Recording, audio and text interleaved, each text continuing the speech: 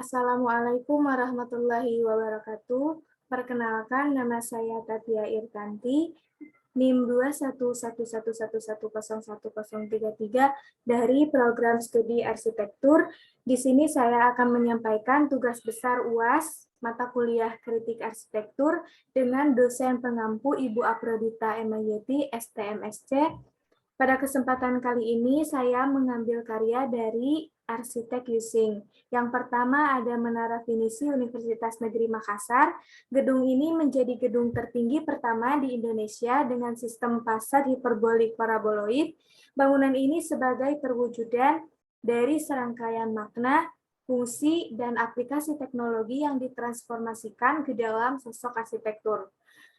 Gedung ini dimulai pembangunannya pada tahun 2009 dan selesai pembangunannya pada tahun 2012.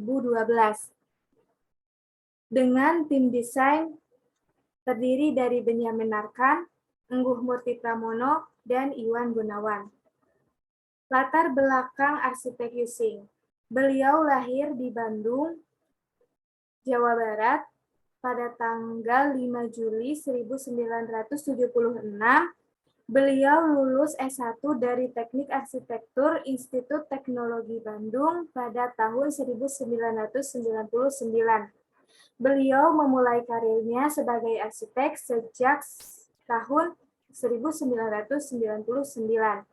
Beliau adalah pendiri Studio Genesis pada tahun 2008. Kemudian berkembang dan mendirikan Akanoma, yaitu singkatan dari akar anomali. Akar anomali menegaskan di dalamnya berkomitmen studio untuk senantiasa berakar kepada konteks budaya, potensi, dan persoalan-persoalan di Indonesia. Selain sebagai arsitek, beliau juga menciptakan buku yang berjudul Mimpi Rumah Murah untuk membantu desain rumah murah dengan jasa desain murah agar kalangan menengah ke bawah juga dapat menikmati rumah yang didesain dengan baik. Untuk pola desain dari karya tersebut, gedung ini mengambil konsep perahu pinisi. Perahu pinisi ini adalah perahu khas Bugis dan Makassar, yang sejak dahulu kala perahu pinisi ini dikenal tangguh dalam mengarungi samudra. Itulah sebabnya bangsa Bugis dan Makassar terkenal sebagai pelaut ulung. Masuk ke dalam analogi dari karya tersebut, terdapat analogi matematis, analogi biologis, analogi bahasa, dan analogi solutif. Analogi matematis, bagian bawah bangunan tersebut berupa kolong atau panggung. Bagian kolong ini posisinya terletak 2 meter di atas jalan agar bangunan terlihat lebih megah dari lingkungan sekitarnya. Yang kedua ada analogi biologis, bagian kepala berupa menara. Menara terdiri dari 12 lantai yang merupakan metafora dari layar perahu pinisi yang juga bermakna ganda sebagai simbol dari angin dan api. Kemudian analogi bahasa. Pada bagian badan bangunan tersebut berupa podium. Podium terdiri dari 3 lantai sebagai simbol dari 3 bagian badan rumah tradisional Makassar. Bagian podium ini juga bermakna ganda sebagai simbol dari tanah dan air. Yang keempat ada analogi solutif. Gedung ini didesain dengan ramah lingkungan. Dalam aplikasi hutan kampus pada landscape sebagai penyering debu dan penghasil oksigen, pemisah jalur kendaraan dan perjalan kaki, danau buatan, ruang terbuka yang cukup, dan taman pada bagian atap, serangkaian sistem tersebut diharapkan mampu bekerja untuk mendinginkan suhu pada bangunan tersebut. Apresiasi dari karya yang pertama dengan ilmu arsitektur. Dari karya tersebut, apresiasi dalam bentuk kritis, kita dapat memahami dengan menganalisis karya tersebut, dapat menghasilkan kesimpulan yang terurai dengan detail dan jelas, karena eksplorasi desain gedung ini mengutamakan pada pendalaman kearifan lokal sebagai sumber inspirasi, yaitu makna logo UNM, Rumah Tradisional Makassar, Falsafah Hidup Masyarakat Sulawesi Selatan, dan Mahakarya Perahu Pinisi sebagai simbol kejayaan, kebanggaan, dan keagungan. Masuk ke dalam karya yang kedua ada Wika Leadership Center. Wika adalah singkatan dari Wijaya Karya. Wika Leadership Center terletak di Pasir Angin, Gadog, Bogor, Jawa Barat. Fungsinya sebagai pusat pelatihan kepemimpinan yang dijuluki Wika Satrian merupakan bangunan megah menyerupai Semar di antara Gedung Gede, Gunung Pangarango, dan Gunung Salak. Kemudian, bukan sekedar bangunan dengan ruang-ruang besar seperti kelas untuk mewadahi kegiatan pelatihan atau seminar di sini, tetapi setiap fase ruangan bangunan tersebut menyuguhkan satu sensasi ruang yang berbeda dan menggugah rasa.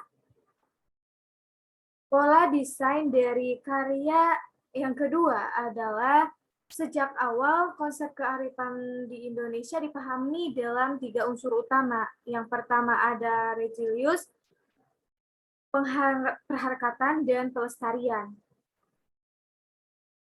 Kearifan karakter Indonesia justru kemudian ditemukan pada wayang Punakawan yang juga memiliki kedalaman filosofi dalam tingkah lakunya. Selain bentuk gunung, filosofi Semar juga secara mendalam diulik dalam proses desain. Ruang-ruang yang berwujud berupa untuk tetap sederhana, matang, tidak menonjolkan diri, tetapi membangkitkan sensasi ruang yang megah dan anggun di dalamnya. Masuk ke dalam analogi dari karya tersebut, terdapat analogi mekanik, analogi dramaturgi, analogi biologis. Analogi mekanik secara sekuens, arsitek berupaya menghadirkan sensasi unik yang bisa dirasakan oleh pengunjung dan pengguna bangunan tersebut di setiap bagian ruang, serta memiliki pemandangan sendiri yang menyegarkan. Untuk analogi dramaturgi, seni bertutur wayang yang tidak ternilai muncul sebagai mahakarya kaliber dunia yang memiliki kedalaman nilai-nilai tentang kehidupan dan kepemimpinan. Makna dari itulah yang kemudian diwujudkan dalam bentuk bangunan yang berkarakter. Kemudian ada analogi biologis. Hamparan halaman yang luas dengan rumput di sekitarnya tidak menghilangkan pohon-pohon peneduh yang juga dimanfaatkan untuk kegiatan pelatihan ruang luar atau outbound, dalam artian masih melekat dengan alam dan memanfaatkan alam. Apresiasi dari karya kedua dengan ilmu arsitektur, dari karya tersebut menggunakan apresiasi empirik, karena berdasarkan yang telah dilihat, bentuk bangunan tersebut sudah sesuai dengan bentuk pola dan konsepnya, namun kurang terlihat jelas penekanan ciri khas dari ornamen kebudayaan tradisionalnya. Ciri khas secara umum dari arsitek Using. Arsitek Using dikenal dengan karya-karya yang arsitekturnya unik. Dari kedua karya tersebut, arsitek Using mendesain dengan semangat eksplorasi arsitektur kontemporer terhadap bentuk-bentuk geometris yang kuat serta penekanan kebudayaan setempat sangat melekat. Kemudian perkembangan pada penggalian arsitektur vernakular Indonesia dengan karakteristik yang dipadukan ke dalam ekspresi kontemporer serta arsitektur berkelanjutan yang ramah lingkungan. Sumber literatur, terima kasih. Sekian yang dapat saya sampaikan. Wassalamualaikum warahmatullahi wabarakatuh.